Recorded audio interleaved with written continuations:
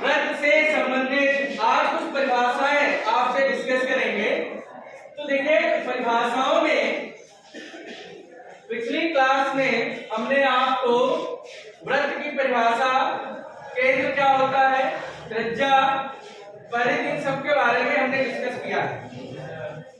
अब हम डिस्कस करने वाले हैं जीवा, कार, छेदक रेखा, सेकेंड, स्पर्श रेखा, टेंजेंट, चाप, आर्क।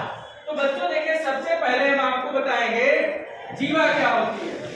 तो व्रत की परिधि पर कोई भी दो बिंदु ले लीजिए, उनको मिला देने से जो आपके रेखाखंड बनता है उसको जीवा कहते हैं। जैसे ये सब आपकी क्या है, ये सब जीवाएं, ये सब जीवाएं, इनको सबको क्या कहते हैं, जीवा कहते हैं। तो व्रत की परिधि के किन्हीं दो बिंदुओं को मिलाने वाला रेखाखंड क्या कहलाता है, जीवा कहता है। और इस जीवा में जो सबसे बड़ी जीवा होती है उसको व्रत का व्यास कहते हैं। सबसे बड़ी जीवा को क्या कहते हैं, व्रत का व्यास कहते हैं। वो क्या होती है, केंद्र से होकर जाती है। कहां से जाती है, हाँ। तो व्यास एक सबसे बड़ी क्या है, जीवा है।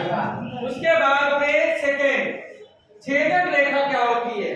जैसे बच्चों ये आपका व्रत है, ठीक है, छेदक रेखा का मतलब जो छेदते हुए जाए, ये आपकी छेदक रेखा, ये केंद्र हो गया।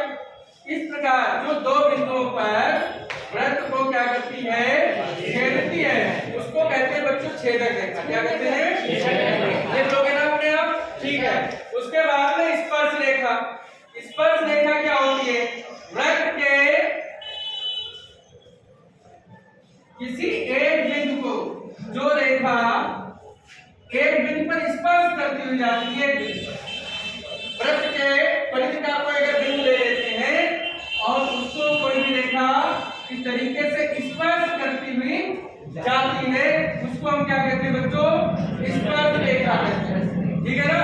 अभी आगे डिस्कस करेंगे, ये व्रत का केंद्र है। स्पर्श रेखा के स्पर्श बिंदु पर त्रिज्या लंब होती है, ये प्रमेय इस पर आगे डिस्कस करेंगे। ठीक है, तो आपको स्पर्श रेखा भी पता चल गया क्या होती है। अब बात करते हैं बच्चों चाप। देखिए ये परिधि है ना, ये क्या है, व्रत की परिधि, ये आपकी परिधि हो गई। परिधि का एक कोई छोटा सा टुकड़ा, सेगमेंट, इसको हम कहते हैं सेगमेंट ऑफ सर्किल। मतलब परिधि का एक भाग, परिधि का एक छोटा सा भाग, जैसे ये AB है, इसको ऐसे लिखते हैं, AB के ऊपर हम इस तरीके से आर्क बना देते हैं, चाप बना देते हैं, ये संकेत है चाप का। ठीक है ना। इसको हम कहते हैं बेटा व्रत की चाप। ठीक है। तो व्रत की परिधि का एक छोटा सा भाग या खंड क्या कहलाता है, व्रत का चाप कहलाता है। इसको आप लोग अपनी भाषा में नोट कर लेंगे। ठीक है। अब हम अगला टॉपिक अगली क्लास में